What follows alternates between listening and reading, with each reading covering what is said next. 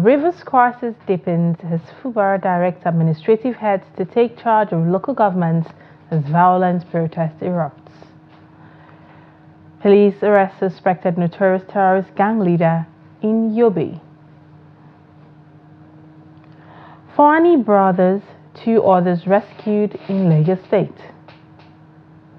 And on the foreign scene, 64 people missing and many rescued from 2 shipwrecks off Italy. Hello, welcome to News Update on Trust TV. I am Lilian Ogazi. And now to the news. Rivers State Governor Similaye Fubara has directed heads of local government administration to take over the administration of the 23 local government areas of the state. The 3-year tenure of the immediate past local government area chairman was expected to expire on Monday, but the affected council chairman said they will not vacate office, citing the law proclaimed by the 27 pro-Wike lawmakers led by Martins Awemule, which extended their tenure for 6 months as reason they will remain in office. Tensions built up in some local government area secretariats on Monday when various groups took over the council secretariat and warned the outgone chairman that their tenures have expired and should not come close to the council. Governor Fubara, in a statewide broadcast on Tuesday, commended the outgone chairman for their service to their respective local government areas and wished them well in their future endeavors. The governor said as a way to uphold the constitution and in maintenance of law and order, he has directed the head of administration of the respective councils to take over the council and continue to provide leadership and direction for the people. Still in Rivers State, there were sporadic gunshots at the Secretariat of Port Harcourt City Council on Tuesday as men of the Nigerian police force fired several gunshots to scare away scores of Ijaw youths that came to demonstrate at the council secretariat. The Ijaw youth, according to one of the demonstrators, said they were at the secretariat to carry a peaceful demonstration against the immediate past local government council chairman, who he said have refused to vacate office after the tenure expired on Monday. He said immediately the police sighted them, they started shooting at them. Also speaking, the leader of Port Harcourt City Youth, who also came to demonstrate at the secretariat, Aliwel Ichemanti, said one of the youths that came with them was shot by the police. He accused the immediate past chairman of the council of inviting the police to attack them. The deafening gunshot caused pandemonium along the stretch of the council secretariat adjacent to both the State Police Command headquarters and River State House of Assembly, as residents and passersby scampered for safety. The State Police Command was yet to respond to inquiries as at press time. Of the local government chairman as a laugh. Yes. And we are in the council government. We are came as a citizen of River State. Obo, we stand here as a youth. Yes. For peace. For peace. For peace. For peace. So that there will be tranquility, peace and tranquility. Yes. But people are shooting at us. Which people? Police. Police. Wicked police. They are shooting at us. Because I am a former session of the council. I know where they will not go. That was why I chased them and I got to them. Who goes there? So they must be prosecuted according to law. If you don't get they have dealt with us. We are hungry for over 5 years now. Yeah. And so I'm taking over. Now moving over to Yobe State, where the police command in Yobe has arrested the suspected leader of a notorious terrorist gang, Haruna Muhammad. In a Monday statement, the Yobe State Police Command Public Relations Officer Dangus Abdul Karim said that the 40-year-old Muhammad was apprehended by men of the State Intelligence Department on June 16th in Nangalam Village, Tamua local government area. Abdul Karim said the command had been tracking Muhammad for his involvement in terrorizing towns, villages and neighboring states. He added that the victim from Simti village, Lantewa, Tarumua local government had reported that Muhammad demanded 3 million naira or threatened to kill him and his family. The police urged communities to report security breaches promptly, assuring that they are committed to stamping out criminal activities in Yobe State. Meanwhile, in Lagos, the police authorities have said on Tuesday that they have rescued 3 Fulani brothers whisked away in their boats by gunmen in the nation's commercial hub. 5 victims in total, 3 Lebanese. The boat captain and his assistant were rescued in Orugbo Ido area in Ekpe, Lagos. The police spokesperson in the state, Benjamin Hundeyin, explained that the victims were rescued on Monday night. Hundeyin, however, added that the police were not aware if any ransom was paid, adding that no suspect was being apprehended in connection with the kidnap. The three brothers, identified as Abbas Fuani, Yusuf Fuani, and Amtal Fuani, were abducted around 6 p.m. on June 14th in Lagos. The three brothers were said to have been returning from their factory by boat when they were abducted. Now, moving over to Plateau State, where the State Police Command has confirmed the death of a trader, Nasiru Abubakar, from a stray bullet fired by security personnel in Bukuru.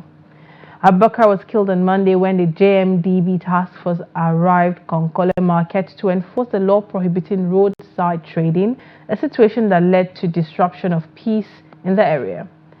In a statement on Tuesday, the spokesperson of the State Police Command, DSP Alfred Alabo, said the incident occurred when all efforts to disperse some criminal elements failed, and one of the personnel fired a warning shot into the air in an attempt to scare them away, leading to the death of Abubakar.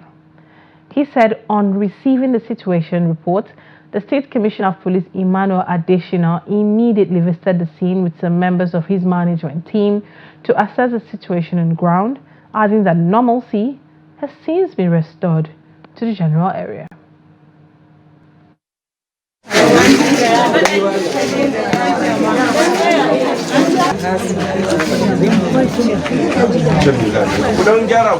Kalla Abdullahi can muka sashi da zaka a kwance Sani haka ra a sashi yanda muka sashi da wancan si can. Meanwhile, the chairman of Kacha local government area of Niger State, Dan Lamin Abdullah Isaku, has been reportedly beaten by party supporters over alleged debt. Reports say the chairman is currently admitted at an undisclosed medical facility in the state. A party official in the local government told Trust TV on condition of anonymity that the chairman was beaten for his failure to pay back the over $1 million money he borrowed for his campaign almost 2 years after his elections. He said his car was recently seized by his creditors and was released following interventions from some party leaders. Some sources, however, said he was attacked by hoodlums hired by his creditors for failure to pay back the loan he took to fund his campaigns. Another source said the chairman instigated the fight when he slapped one of the boys sent to tell him to pay the money. The Niger State Police Command is yet to react to the incident. The national leader and 2023 presidential candidate of the new Nigeria's People Party (NNPDP), Rabiu Musa Kwankwaso, has accused the All Progressive Congress-led federal government for heeding to ill advice from enemies of Kano State to destroy the peaceful coexistence in the state. Kwankwaso was reacting to the ongoing situation in Kano, where he said federal security agencies with constitutionally assigned responsibilities for ensuring peace, law and order have been backing the deposed Emir of Kano, Aminu Ado Bayero. Speaking at a flag-off ceremony for the construction of 82 kilometers rural road networks at his hometown, Senator Kwankwaso said people of Kano will resist any attempt to undermine the constituted authority in the state. The new Nigeria's People Party (NNPP) national leader further stated that the federal government is listening to some unpatriotic politicians from Kano who will only contribute to its failure, adding that the people of the state will resist any attempt to undermine the constitutional responsibility of the governor by any individual or group. And now to Eid celebrations. As part of celebrations marking the Eid al-Kabir, the leadership of the National Assembly has visited President Bola Tinubu at his Lagos residence, praying for peace and progress in the country. Led by the Senate President Godswill Akpabio, the delegation assured the President of continued legislative support for the realization of national objectives through his renewed hope agenda. The reports. President Tinubu, while receiving the National Assembly members, acknowledged the challenges and the task ahead, assuring the nation of his unwavering determination to turn things around. He said his administration is implementing significant policy changes, which were long overdue, in order to reform governance and position the country for progress and shared prosperity for the citizenry. President Tinubu challenged citizens to have a change of mindset about Nigeria if the nation is to overcome its current challenges. We just have to jointly embrace the campaign to change our value system, to really tell our people that the challenge we face is for all of us to change our mindset about our country. We are working at that, and together we'll continue. Yes, separation of power. Patriotism, dedication, and commitment. The National Assembly leadership also reaffirmed its commitment to supporting the vulnerable, acknowledging the challenges inherited by the president and expressing their collaborative determination to work towards a brighter future for all Nigerians. Well, we will see a lot of radical ventures. We want to even look at the existing legislations in the country and then provide an enabling environment for ease of doing business. What Nigeria needs now is foreign direct investment. So we have to make sure that we tinker with the legislations to make it very conducive for foreigners to bring money and to present. This visit highlights the collaborative spirit between the legislative and executive arms of government, fostering a united front in addressing the nation's challenges and advancing its progress. This is news update coming to you from Trust TV. Coming up, Katsina residents lament economic hardship, demand immediate solutions. More stories when we return this day. You're welcome back. If you're just joining us, this is news update coming to you from Trust TV. Let's take a look at our headline stories again. Rivers crisis deepens as Fubara directs administrative heads to take charge of local government as violent protest erupts. Police arrest suspected notorious gang leader in Yobe. Now moving on, residents in Ilorin, the Kwara state capital, see their Eid celebration as an opportunity for quality family time and making the kids happy. They spoke with Trust TV's Sagir Ibrahim, who was at the Diamond Amusement Park in Ilorin, to experience the fanfare as the celebration continues. Take a look. Boys, be ready. Are you listening?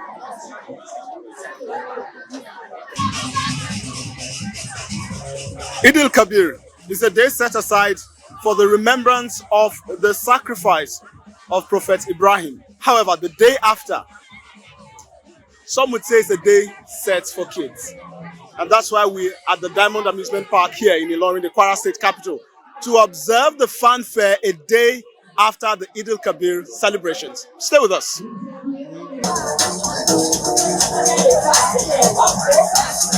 I'm here to celebrate the Kabir with my family so that I can make them happy, so that it will be a remembrance day for them. So is this how it usually is every year? The crowd, the number? Even today, the crowd was not even like the way it used to be. For example, in last festival, which was in the victory, the crowd here was so much. Although the cost of living is very high, and it's not easy for common man to survive. But nevertheless, whatever we have, we like to make our children and our family happy. It's fun, isn't it? Well, there's more. We are here to celebrate Salah, and today being the second day of Salah, and the children are on holiday, so we feel it's their right to come out and enjoy themselves before they go back to school. You know, it's not something they do every day. So once in a while like this, it's good to go out, enjoy yourself, free yourselves from stress. That's just why we are here. Well, there you have it. It's a time to free yourself from stress, but most importantly, a time to make the kids happy. Hello, what's your name? My name is Joseph.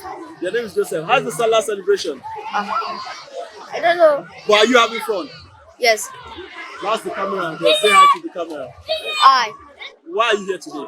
I'm here today because to have fun with my friend, with my sisters, and with my baby girl. So Alhamdulillah, I'm here today. So I also come here to thank God for my life today. I'm so happy and so alive.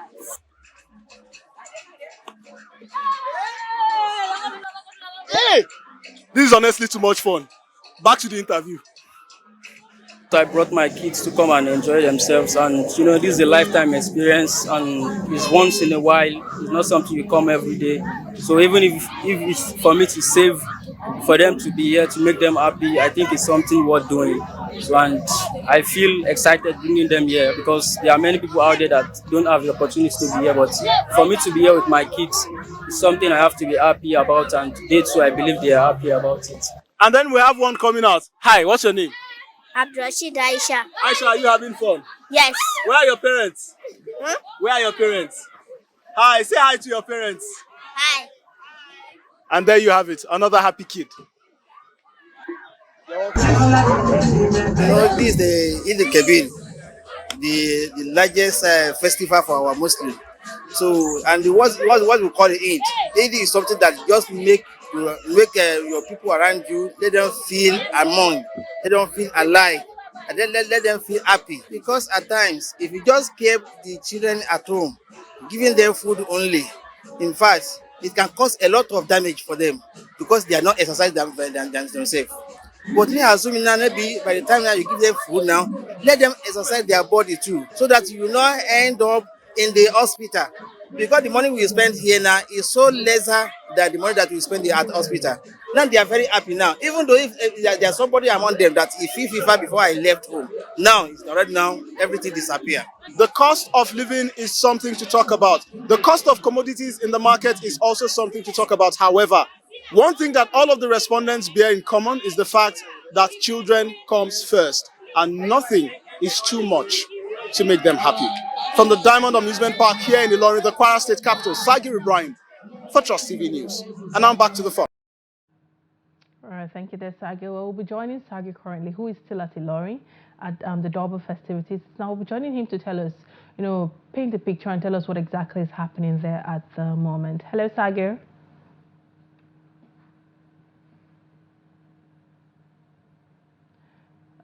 Thank you for joining us.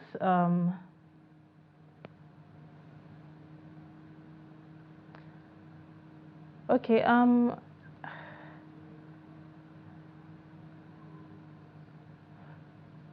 Sagi, can you enable your audio? I don't think we can hear you here.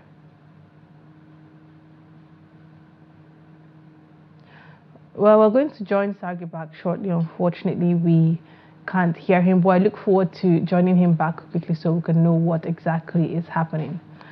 So moving on to the next story. Economic hardship occasioned by fuel subsidy removal, uncontrolled inflation, coupled with insecurity bedeviling some parts of the country have impacted negatively on the well-being of many Katsina residents during this Salah. As a result, many residents were not able to afford new clothes, Salah meals or sacrificial animal, or even attend the annual Salah Durbar organized by Katsina and Daura Emirates. It has been a long-standing tradition for sons and daughters of Katsina from within and outside the state to witness the annual Salah Dubars at least twice in a year.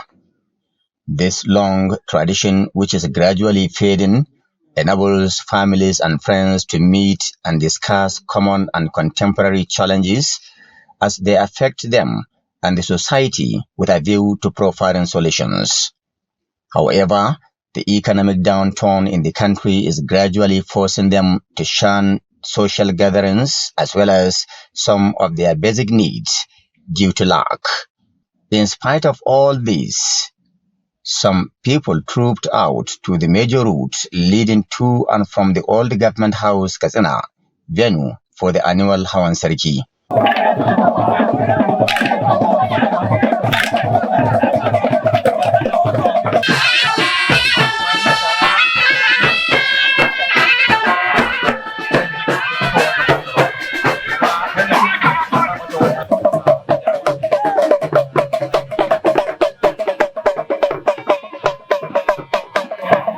Emir Abdulmumin Kabir Usman and his entourage, adorned in traditional regalia, moved to the venue as early as 7 a.m., accompanied by singers, dancers, palace guards, hunters, entertainers, and other performers.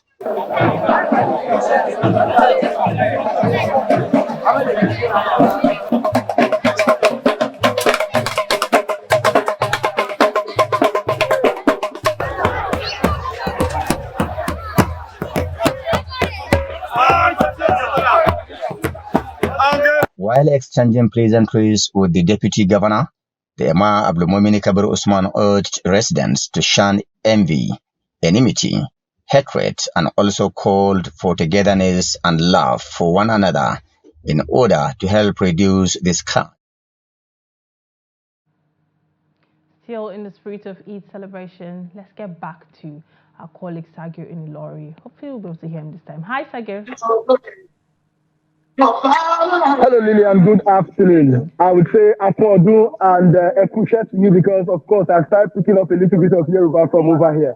Well, that's good to know. Well, tell us what's happening. What's the ambience there like going? Tell us what's going on there.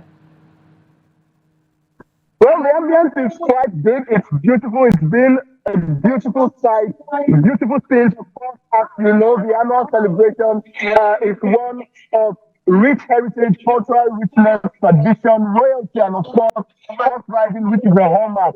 So the Durbar has started in earnest. Earlier, the Emir of Ilori went out with an entourage of residents and its subjects, as well as other members of the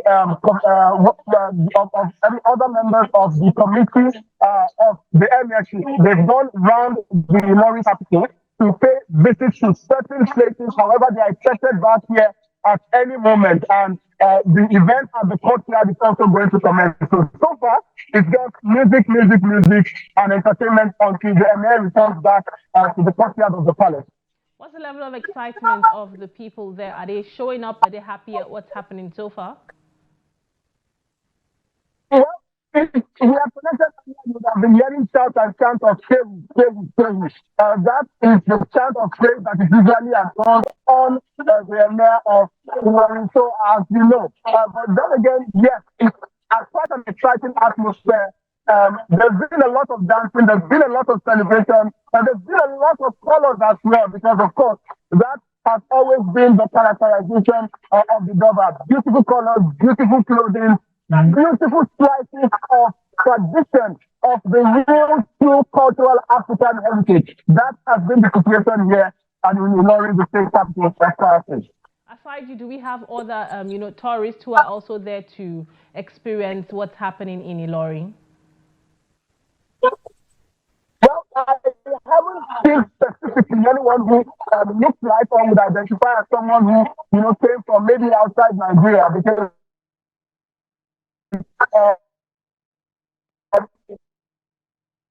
most people who are here are basically adults. The many people that are here. However, I believe that definitely some members from the international community and other Nigerians from across other parts of the country are here today witnessing this grand, beautiful Durbar. All right. Thank you very much, Sager. Ekushe, like you would say, Ekushe, for joining us on the news, and definitely we look forward to a lot more updates and getting to experience the color and vibrancy and everything beautiful and cultural display in Ilori. Thank you for joining us. Thank you very much, and I really look forward to enjoying the entire extravaganza that the Durbar has to offer. All right. Thank you so much, Sagir. Do also keep some of the enjoyment for the rest of us. Now, moving over to our foreign news, 64 people were missing in the Mediterranean Sea, and several others were rescued after their shipwrecked off Italy's southern coast Monday, United Nations agency said in a statement. In a separate shipwreck, rescue workers evacuated dozens of suspected migrants, but found 10 bodies trapped below the deck of a wooden boat off Italy's tiny Lampedusa island. The German aid group Rescue Ship wrote on Monday on X. The boat, direct about 200 kilometers off Calabria, had set off from Turkey 8 days earlier, but caught fire and overturned, the U.S. agency said, citing survivors. The search and rescue operations started following a mayday call by a French boat the Italian Coast Guard said in a statement. The boat was sailing in a border area where Greece and Italy carry out search and rescue operations. The survivors and people still missing at sea came from Iran, Syria and Iraq, the UN agency said.